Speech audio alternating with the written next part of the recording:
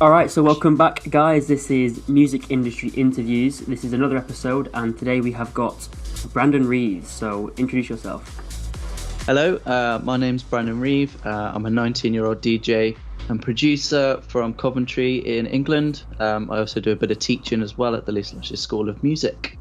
Yes, we will definitely get into that later on. But how and why did you get into the music scene then?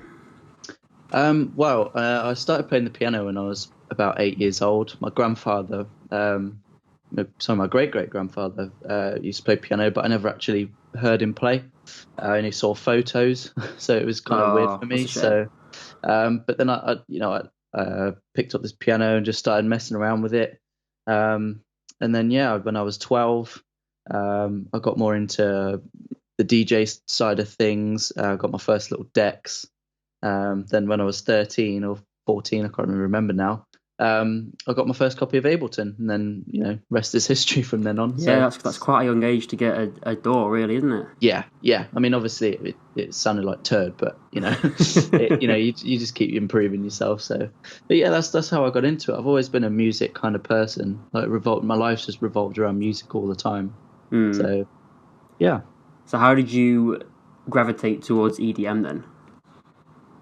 Well, my parents were, have always been big influences on me, really. So the music they listened to, they grew up with, 90s kind of dance music, was brought into my world when I was quite young. So when I'd got a laptop and then, computer, I started going on YouTube and finding music, and I just loved this EDM kind of sound. I wasn't really sure how to, go about making it, but I was just really excited.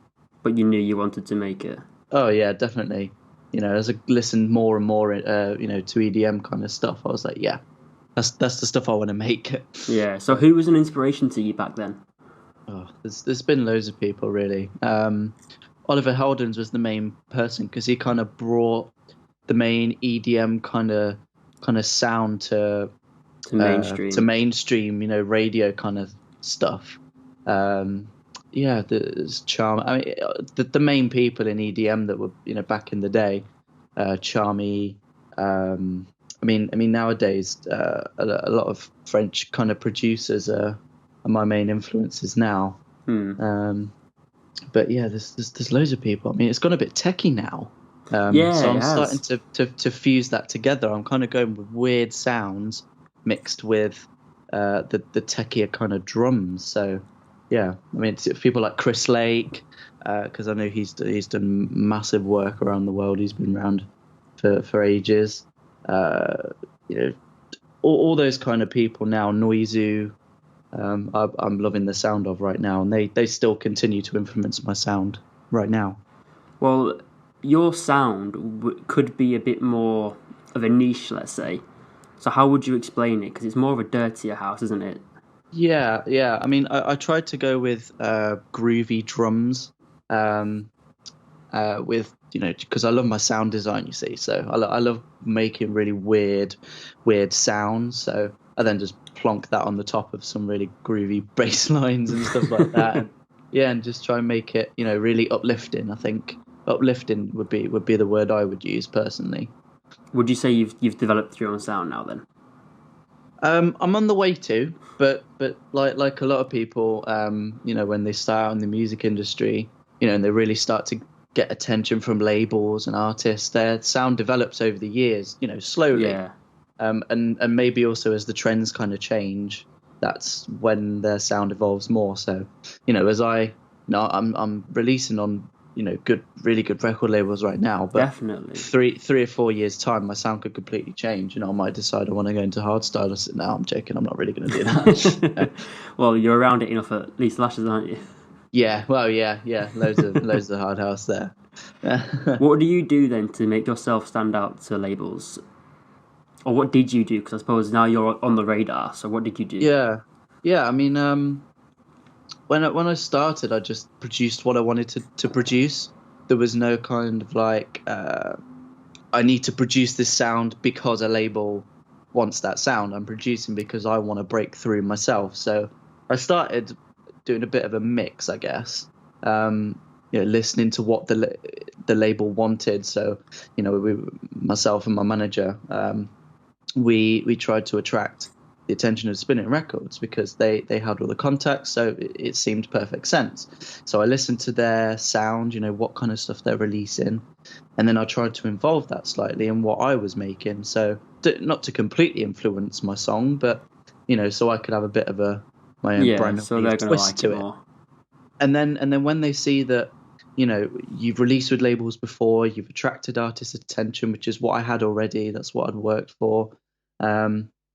Then they make a decision based on, is this person investable? Is this person gonna grow, and is their sound gonna grow? And I think if you've got a solid sound right now that labels want, any label, doesn't have to be Spinnin Records, it could be any label. Then I think that's the key. If you've got something that they think actually he's got the or she's got the edge there, then that's what labels are looking for, I think, right now. So is Bosky your latest release? Yes, it came out on April the 1st, actually. So wasn't an April Fool's, but no, I was really happy with that track, actually, the way it turned out. It's something like 60K on Spotify, 120 on YouTube. Wow. It was crazy for me, all the support. It's doing the Rehab. best in terms of performance then of all your tracks. Yeah, definitely.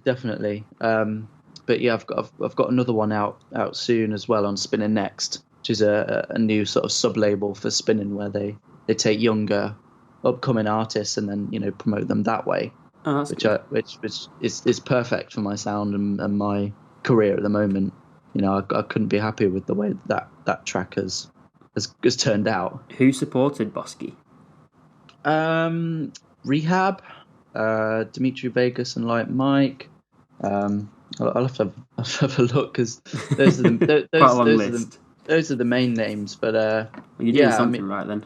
And Fede Legrand actually played it at Ultra Miami.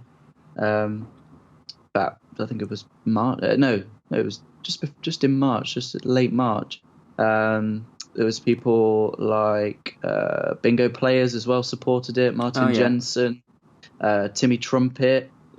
Just people that I would never thought would have even listened to my music. Must be a good feeling though for you. Oh yeah, I mean when the first, I think, I can't remember who it was now. I think it was Dimitri Vegas and Like Mike, and obviously they won DJ Mag a couple of years ago. I was just like, God, how is that possible? They picked up my track and thought, actually, that's worth putting in a radio show, or that's worth playing live, or something like that. So yeah, it was a really, really good feeling. Well done. Thank you. I noticed there was a gap in your releases during 2017. Why was this? Well, partly because I had exams. So my exams and A levels and stuff were really important to me. I thought I just need to get this, right. Yeah. You never know when you're going to have to use them. I might decide when I'm 40 I might want to go and study in university. I literally don't know. What A levels did you study? I studied music technology, French, and ICT. So yeah, bit of a weird mix, but I just thought I'll concentrate on those. And then when I come back, I've got a fresh mind, and I can start to release some music. And then what actually happened after your A levels? Did you take a gap year? Yeah, so I've taken it. Well, in theory, I took a gap year, but then 2 days after my exams finished, I got a message from Lisa Lashes, who's also really big international DJ. Yeah, if you don't know really who Lisa Lashes is, then God, you've been living under a rock. But yeah, she messaged me a couple of days and said, look, I'm starting this school. Would you be interested in helping us? So I was like, of course. So she scouted you out. So yeah. I mean, I've known her for a couple of years. My parents knew her, 20 odd years ago. Before she was, the star she is now. Yeah. And then we got in touch a couple of years ago again, and we got talking. She got me introduced to her workshop. She did a couple of workshops. I think it was about a year ago.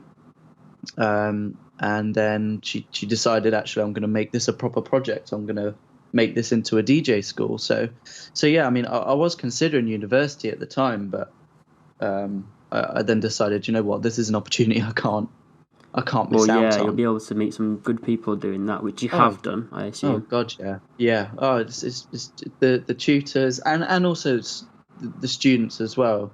You know, it's just amazing the people that you meet along the way. So, what do you do at the school then? What's your role? So I teach, and I'm a tutor. So I teach a range of skills: DJ and music production, how to manage your social media, how to go about managing your own events, all the stuff in between as well. You know, life skills, whatever, first aid we do as well. I mean, I'm not, you know, really involved in that, but I support that role, I guess. And then on the side of that, I do a lot of admin work as well. So the curriculum side of things, so helping to put that together. Um, you know, just the general kind of how the day goes, how the course flows. You know, I'm part of that sort of process as well. So it's quite interesting actually how you build up courses and how that will influence, you know, the people that you teach. Because then Yeah. when you come to teach it and you're like, oh, okay, that actually really helped them. Maybe I could put that in a lesson somewhere. So, you know, it's really interesting actually how the whole teaching process works. Well, I'm glad you're enjoying it. Oh, So, thank you. we're both based in the UK, and Yeah. the EDM scene isn't as big as we'd probably like it to be. Now, do you think this is limiting you in terms of exposure and getting gigs and progressing in your career, or? No, not at all. I think um, uh, the EDM is really diverse, and that's the beauty of it. I think that's why it gives you so much scope to, you know, have your own sound and be really unique. And then when you start crossing wires with, you know, bringing it into mainstream and ideas like that, that's where people in England or the UK, they start to really latch onto it. You know, it may only be a smaller percentage, you know, compared to, you know, deep house or tech house or something like that. But actually, it's in a lot of places in radio. You know, the top 40. There's, you know, there's got to be at least a couple of EDM tunes in there. I mean, look at Animals by Martin Garrix in 2013. I mean, That that just was blew up, didn't it? number one in the UK, and nobody'd ever thought, okay, 17-year-old DJ like this, you know, and he's making something with no lyrics. How did that get into the top 100? So sorry, the top 40, not top 100. It was completely unknown. So I don't see why it can't happen. You know, tech house is a massive thing right now, and there's loads of festivals playing that kind of stuff. Techno and tech house are all making a comeback in the UK. I know. Well, Forbidden Creamfields is Forest one of the and biggest Greenfield. festivals going, and that's in the UK, isn't it? So, Yeah, yeah, and they do all that sort of stuff. So, no, I don't think there's a limit, but you know, obviously that's open to opinion, I guess. right. Okay. What's your door of choice then? My door of choice has to be Ableton Live. You're the first person I think that's actually using Ableton on this Really? show.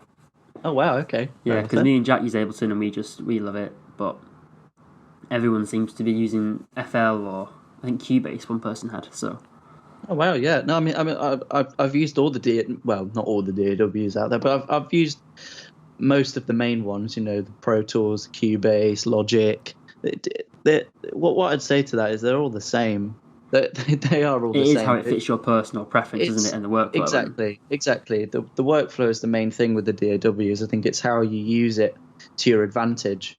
You know, so like with Ableton, the workflow for me was a lot better than Logic because I used Logic for a good 8 months, I'd say, back in 2015, to about 2014, 2015, and the workflow just didn't suit me. You know, there's a lot of button clicking, and then when I came back to Ableton again, it was like, actually that's so much easier. So that for me, that was the personal choice I took, and I haven't looked back since. But yeah, like you say, it's a personal choice. Definitely. What's your process of starting a track then? Oh, I don't even know If you have myself. one. I don't even know myself, to be honest. No, most of the time, I'll fiddle around with some weird sound that I make. So, I mean, there's been the introduction of Massive X by Native Instruments. and it's got to be one of the most powerful synths, to date. Really, they've really upped their game from the previous version. So, like, I've been messing around with a synth, and then I'll make some drums behind that, maybe add a bass line. Sometimes it might be I'll go on splice.com, Yeah. other places included, and I'll get a vocal or something, and I'll chuck it in the project and see if I can make a break out of it, or even a drop. So like with my new one coming out on Spinnin next, that's all about this vocal that I found, and it just forms the whole track. It was crazy. And where do you find inspiration then? Sometimes I listen to a track, that I've, it's really unique, and then I'll maybe think how could I go about doing something like that? Not completely ripping it off, but definitely. But what are the processes behind how they made it, or how you could go about making that sound? So sometimes there's that. Sometimes, like I said before, going on Splice or sample-based websites and finding that perfect vocal, and that's the inspiration for the track then. Okay, you've mentioned Massive. What other plugins are your favorite to use? So at the moment, Massive X is my favorite, but my favorite for a long time has been Serum by X for Records. Yeah, it's a fan favorite, isn't it? It's great. I mean, the thing that I've had recently is I've taken like a random wavetable that I found online or something like that. I'll then make some weird FM of a frequency modulation synth, export it as audio, and then mess around with the pitching and different effects on the actual audio. And that's what I've done a lot recently, bouncing out audio and messing around with it that way. So yeah, I've yet to do that in Massive X, because the engine in that plugin is just incredible. I've not had to mess around with it too much, but so you're getting on well with it then. Oh yeah, I mean there's a couple of other processing plugins. I mean there's Gorgon, which is a distortion plugin. There's Decimort, which is like a bit crushing one. Because I mean a lot of the time I like to use like 90s rave stab kind of breaks and influences in my breaks. And a good thing to do is because obviously when in the 90s they didn't have like massive hard drives, with like 1 terabyte storage space. So they used to have to really compress all the synth stabs and the basses and stuff. So it would end up being really, degraded and it sounds, what we call bit crush. It'd sound really bit crushed. So putting that on top of your break beats and on top of your stabs and stuff makes it sound like the era, if you see what I mean. So and the great thing about Decimort is I mean there's probably others out there, but the Decimort that I've used has a dry wet, so it doesn't completely degrade the sound. You can have it say 20%, and it really gives that feel of a 90s break beat or a 90s rave stab. So with a lot more control. Yeah, but again, I've used it on other synths as well, like my main leads and stuff. I mean, in Ableton, there's a bit crusher called Erosion, and that takes a specific frequency and bit crushes it. And oh wow! So try that one maybe on one of your sounds. Yeah, I've not seen that one yet. I've seen that one. Yeah, no, it's a stock Ableton plugin, and I use that a lot as well. So yeah, those are my favorite plugins, really. I know that's a very long-winded response to that question, but it's all right. I'm sure that it'll give an insight into the listeners of what your process is when you're making your sounds and all that. So yeah, well, I mean, I'm doing a walkthrough tomorrow at Fidget Studios in Coventry. I'm doing a walkthrough video of my new track and another one that's coming out after that. So yeah, if you want to see how I make the tracks and stuff, I'll probably do a lot more of those videos. Are they going to be uploaded online or? Yeah, I'm considering YouTube, starting a YouTube as well, but it will definitely be on my Instagram, like a IGTV kind of thing. So yeah, if you like that sort of Insider stuff, tips and tricks, Brandon Reeve Instagram. So when you started at the young age of 14, how long did it take to get good, and how long did it take to get to a point when you were happy? You're like, yeah, I'm going to start trying to release this. I'd say it took me a good. It, I mean, the the real release that started everything for me was a track that I did called Metallica. That was out on Fated Records, and that was when I created something I felt that was completely unheard of, completely unique. And I won MTV Crashes Coventry back in 2016, and that was the first track where I thought, actually, do you know what? I'm gonna try it out. I'm just gonna see what kind of reaction I get. And it went off. It went crazy. There was a good 3,000 people there at that point when I played it, Wow. and everyone was just going crazy. I was like, actually, do you know what? This is. I need to keep going with this. Yeah. So then I released Follow Up. Yeah. So I'd say it took me a good 2.5 years from when I said I'm going to seriously try this as a career. Yeah. But it sometimes it takes 6 months, sometimes it takes 6 years. You I know don't that know. seems to be a bit of an average. 2 to 3 years is when you really start Yeah, picking it up. yeah. You have to train your ears to what is a good sound, a good mix. But yeah, like you say, it's different per person, really. Yeah, definitely. Just like everything, isn't it? Really. Yeah, So, what is at the moment, or has been, a weakness of yours while you've been weakness. producing? Yeah. That's a really good question, actually. I wasn't expecting Or do you that. just have no weaknesses? I'm completely perfect, mate. No, I'm joking. I'm not at all. One of my weaknesses, it takes me a long time to be happy with an idea. I So feel that. well, like many people, they'll make an idea, and you're like, it's 2 a.m. in the morning, and you think you've got the perfect sound, and you wake up, and it sounds like a whale, and you just no, It- and you've been spending so many hours trying to get that right, and you wake up and you think, oh no, what have I done here? So yeah, I would say and finishing tracks actually is my biggest thing. That's the thing that my manager goes on to me about. You need to finish this idea, finish this idea. Yeah. 'Cause you always make great ideas. It's just how you polish it. Um, so yeah, I would say those are my two weaknesses really. Finishing tracks. Well, they're easy to overcome, aren't they? Really. So. Yeah, I mean, it just takes practice.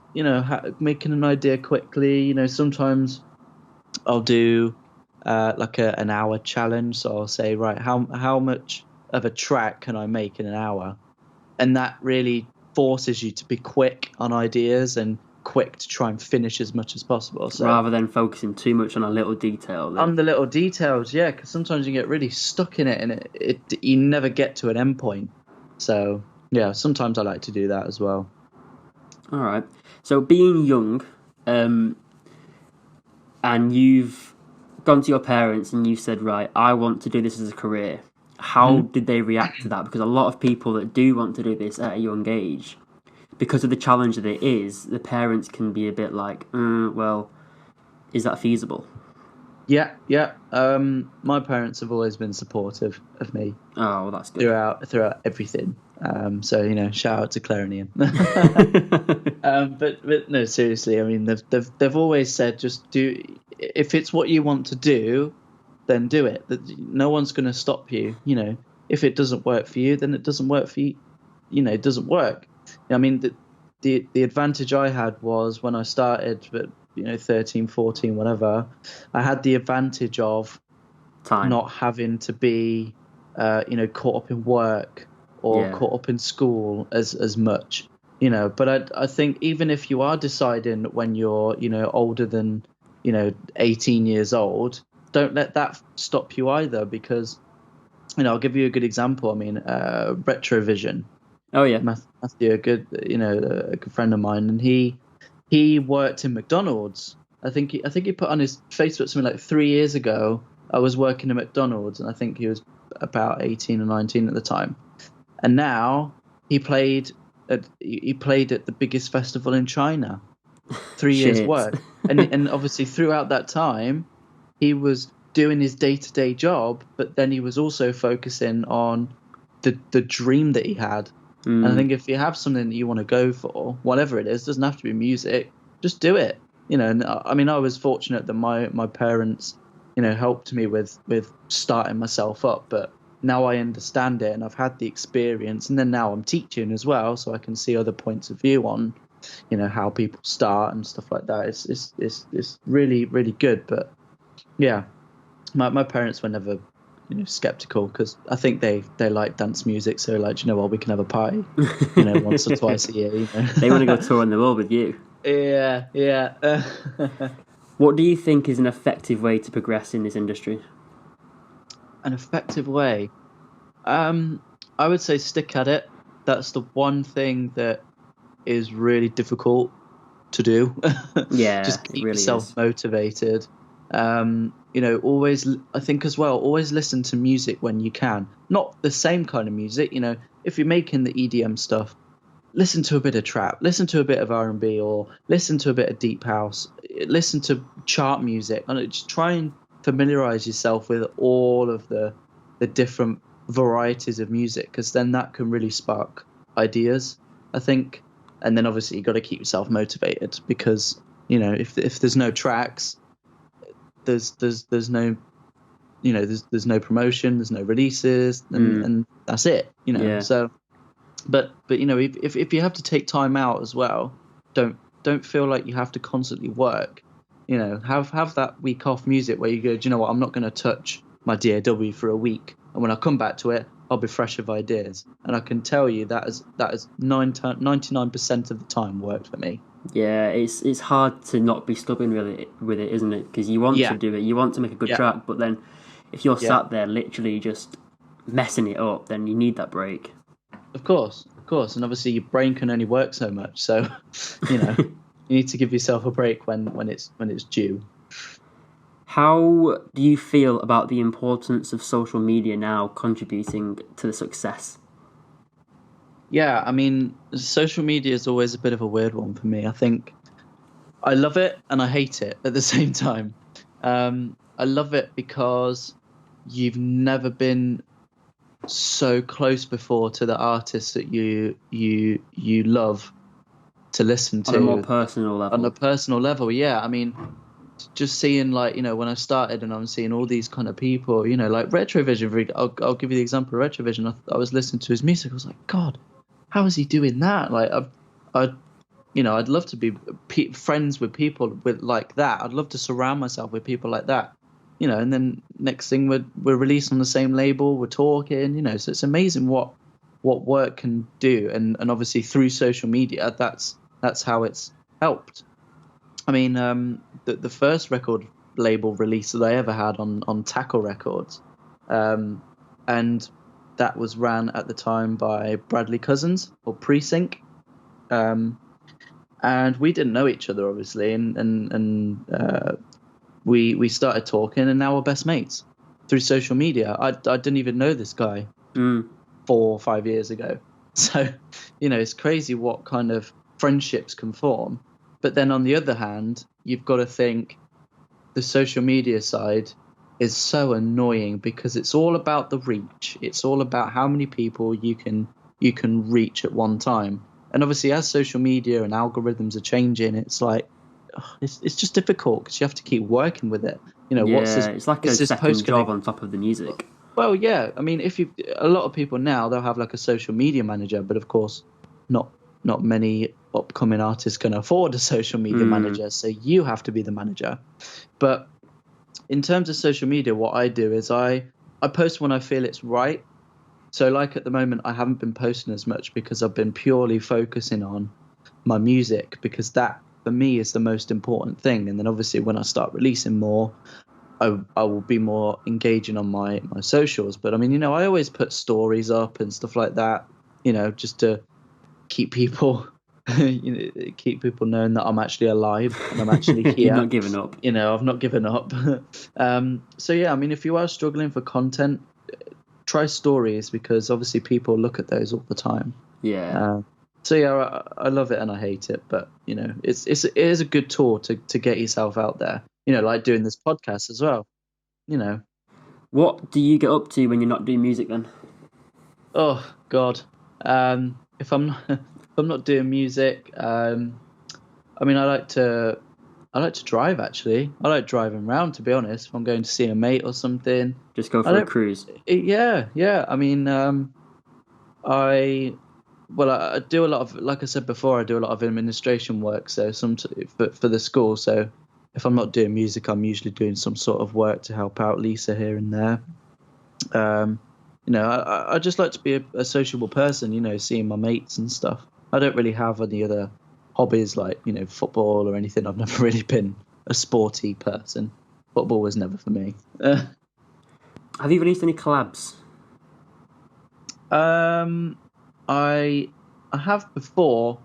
I've been making a lot of music sort of behind the scenes with people. So yeah, I've got some collabs coming up. I mean, I've made loads of pre-sync. Oh my God, there's too many collabs. How do you find them? Are they frustrating for you, or are they quite easy? No, I mean working with Brad or pre-sync is really fun. We have our times where we just sit in the studio and make absolute poo, and then there's other times where we actually get an idea and it's like, oh my God, yeah, this is something that's completely brand new. So, but we've yet to release one actually yet. Oh, really?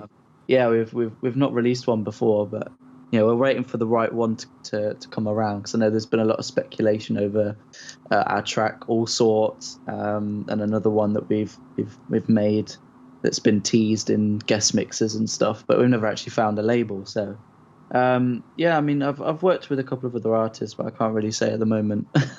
No, um, that's fine. I understand. you'll just have to Wait and wait and see. Watch this see. space. Yeah. What is your dream collab though? Like the ultimate. The ult. I mean, I have two. Can I cheat and go with two Yeah, people, I'll like let you have two. two artists? Thanks. My absolute number one would be with Mr. Belt and Weasel. They're Yeah, a Dutch very much up your duo. street, aren't they? Yeah, I mean they make some really good tunes. I mean I met them briefly at ADE. They're sound guys. Um, yeah, so they're released on the same record label, so that could be the connection. And also we make the EDME, housey, groovy kind of stuff. So that for me would be a dream collab. But then also Chocolate Puma. Oh yeah, They are absolutely insane.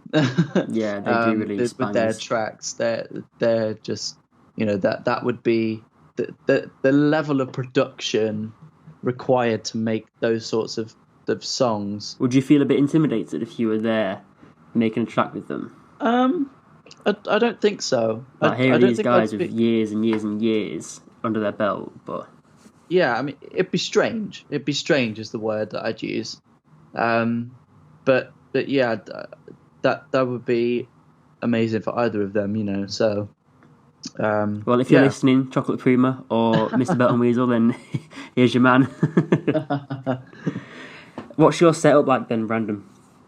A setup. So I'm just literally in my bedroom right now. I've got a MacBook. Uh, I've had it for about 3 years, and it's been the best thing I've ever bought. I know there's a lot of speculation about Macs and stuff like that versus PCs or whatever, but Mac's been fine for me. I've always been tuned to Apple products and stuff. So I'm currently using. Let me just take my headphones a second. That's all right. I'm just taking my headphones off to see what these are actually called. I've got Audio Technicas. There you go. Audio Technica M50X headphones. They're really good. They have the flattest response headphones that I've ever used. So I've got a Focusrite sound card that's then plugged into KRK Rocket 6s and a 10S sub. And then I also have some the Pioneer DJ RX ones. So I use those to sort of practice DJ and stuff. And then also my setup, I have 1, 2, 3, 4, 5, 6, 7, 8, 9 rubber ducks and a camel. Are they a good luck charm then? Yeah. They they have their influences from time to time. Are they really the producers though? Are they just ghosting for you? And my camel is my main studio engineer guy. He's the one who gives me the mix down tips. Do you prefer like speakers over headphones or headphones over speakers? Well, I don't have a treated room. I don't have an acoustically treated room right now, so headphones are my best bet. But I do like having the sub and the speakers on from time to time because obviously when you don't have a treatment on your walls or whatever, it sounds more like a live room. So I can get a reference of what it sounds perfectly in my headphones, and then like what it would sound like live almost. In a bit of a more reverby environment, if you could say. Yeah. All right. Now we did get in some fan questions. We got a couple. Oh, wicked. How do you process your vocals to sound really dark? To sound really dark. I didn't realise my vocals sounded dark. Well, this could be just a random question, but it could be going for tracks. I mean, if you're going for a dark kind of vocal, I would say for processing, I would compress them. I compress them a bit more than usual, actually, to really get a gritty kind of attack on the transients of a vocal. I'd make sure that I'd take off a bit of a low cut. Sorry, I was gonna say low pass. It's the wrong word. Low cut, but not too much. So obviously, if you're going for more of a darker vocal, you'd want a bit more of that mid in there. Sometimes what I've done is I've had I know this might be really technical, but I've had a mid vocal, so like in the middle, in the center, and then on the outside, I've really spread the vocal to the left and the right, and I've added a bit of erosion. I know it might sound really weird, but I've added an erosion to the sides, so it bit crushes a tiny bit. Sometimes that's helped just to give it a bit of a weird flair. It's a bit unusual as well, a bit more unique. Yeah. And the next question was, what is your standard processing chain for your leads? So I'd have the synth, whatever I'm using, so say Massive X. I'd then usually have some form of compression if it needs it, just to bring out any of the sound that isn't coming up as well. Bit of distortion, just to add some extra harmonics, and then maybe a reverb afterwards. Sometimes I like to send all of the leads to one reverb. So like with my drums as well, I'll have those in a drum chain. So like with my lead, most of the time I'll have it separate though. So like a reverb, Valhalla is a really good one I like to use, and then an EQ on the end of it. So high passing it. All right. What at the moment is your favorite track? Oh god, that's always a difficult question for me. I would say there's two I'm really liking, but I can't decide. I'll let you have two for this one as well. Oh, thank you. You're so kind to me. Lies, Deception and Fantasy by Chris Lake and Lee Foss.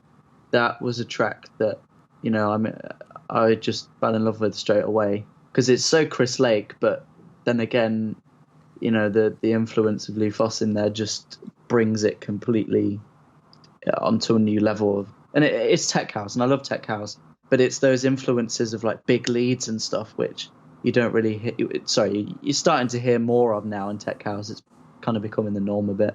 And the other one is NYC to LA by Wookie and Roxana. That's just such a hard tune, but it's really, really good.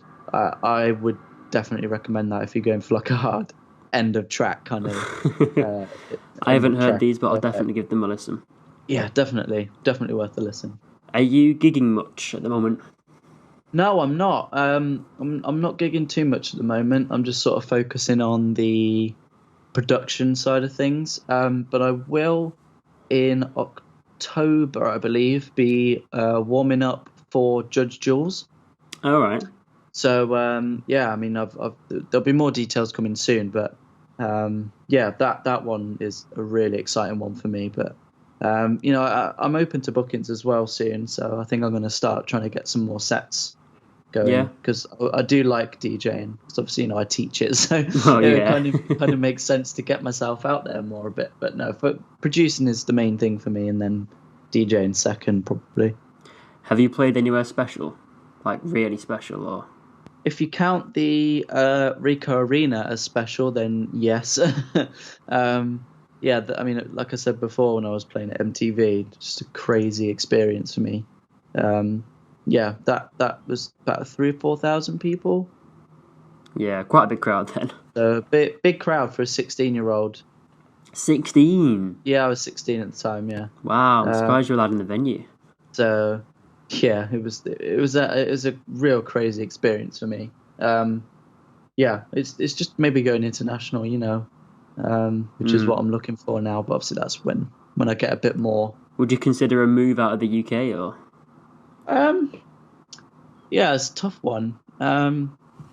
Yeah, I'd love to live in France. France would be a good place. Because I know various artists over there. And you've got your A level. And well, yeah, exactly. I've got my A level there.